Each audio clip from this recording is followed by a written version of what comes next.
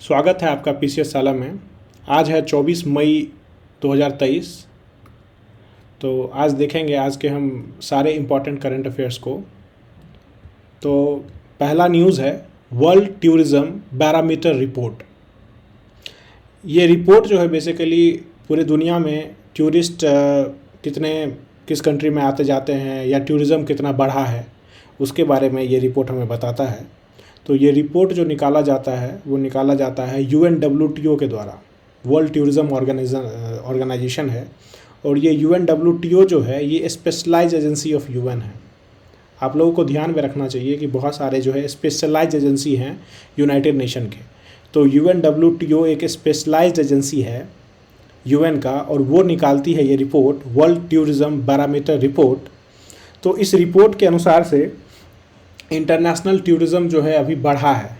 कितना बढ़ा है? जो प्री पेंडेमिक लेवल था, जो कोरोना के कारण पेंडेमिक आई थी और वर्ल्ड में जो था टूरिज़्म एक देश से दूसरे देश में आना जाना जो बंद हो गया था, तो अभी फिर से टूरिज़्म जो है बढ़ा है।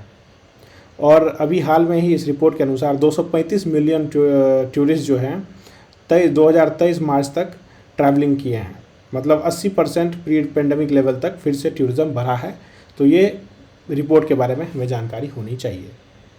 अगला देखते हैं न्यूज़ है मेरी लाइफ मेरा स्वच्छ शहर कैंपेन। ये कैंपेन जो है किसके द्वारा निकाला जाता है? ये कैंपेन निकाला जाता है महुआ के द्वारा। महुआ का मतलब है ministry of housing and urban affairs. ये मिनिस्ट्री जो है ये कैंपेन निकालती है। बेसिकली ये कैंपेन क्यों निकाला जाता है? To promote RRR, reduce recycle and reuse in waste management. Waste management में RRR को प्रमोट करने के लिए ये कैंपेन निकाला गया है।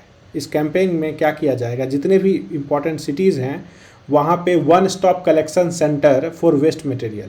मतलब जितने भी वेस्ट मटेरियल है, चेयर है, क्लोथ्स है, या मान लीजिए जो चीज़ हम फेंकते हैं एज अ गार्बेज, कॉपी किताब जो हमें यूज़ में नहीं होता है, उसके लिए एक कलेक्शन सेंटर बनाया जाएगा इस कैंपेन के अंदर।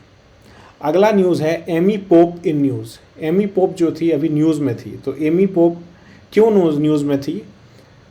क्योंकि इनको अपॉइंट कर दिया गया है first women director general of international organisation for migration.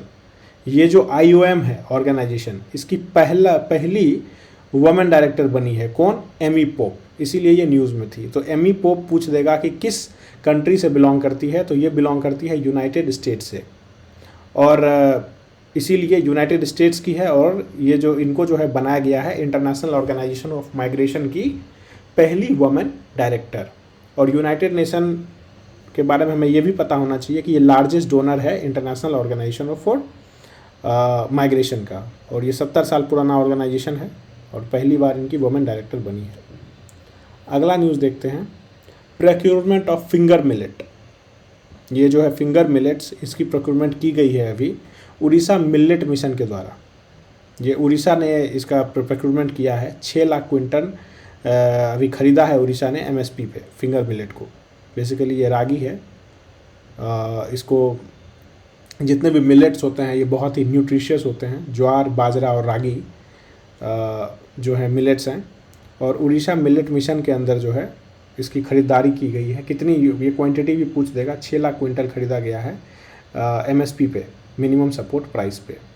अगला है हिमार्स रॉकेट।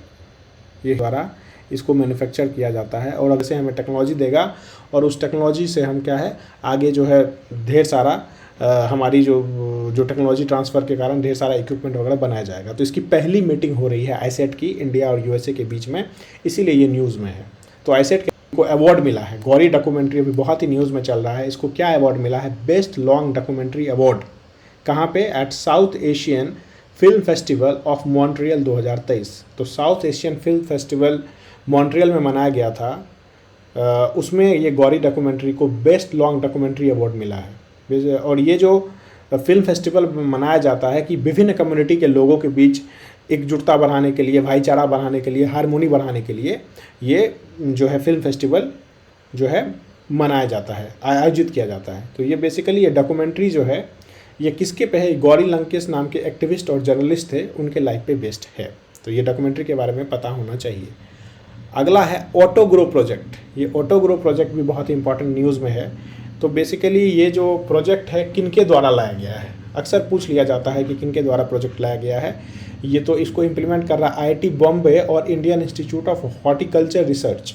ये दोनों मिल करके, आईआईटी बॉम्बे और Indian institute of horticulture research मिल करके ये प्रोजेक्ट जो है इम्प्लीमेंट कर रहा है। बेसिकली इस प्रोजेक्ट में करेंगे क्या हम कि ऑटोमेट ग्रीन हाउस सिस्टम है एग्रीकल्चर प्रिसीजन में। मतलब देखिए, एग्रीकल्चर जो है इंडिया में बहुत ही, एग्रीकल्चर में क्या होता है, बहुत सारा पानी बर्बाद हो जाता है, बहुत सारा खाद बर्बाद हो जाता है। तो एग्रीकल्चर जो है ढंग से किए जाए, इसके लिए ऑटो ग्रो प्रोजेक्ट लाया गया है। इसमें हाइड्रोपोनिक्स, ओपन ग्रो और वर्टिकल सेटअप है कि जितना पानी खेत में ज़रूरत है उतना ही लगना चाहिए। तो उस तरह से एक सिस्टम बनाया जा रहा है। Auto grow project basically agriculture से रिलेटेड है, ये हमें पता होना चाहिए।